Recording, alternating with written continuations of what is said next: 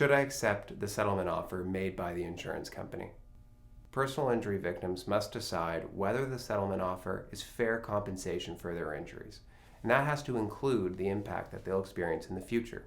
There's only one settlement for every accident, so it's important to appreciate the impact of the injuries in the short and the long term. You can't reopen a claim later if you've underestimated the impact. The purpose of an injury claim settlement is to compensate victims with money for what they've lost.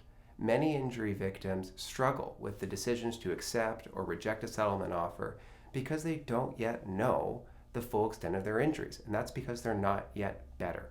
In most cases, it's best to wait until you're completely recovered before considering a settlement offer. Practically, however, that's not always feasible because many personal injury victims never make a full recovery.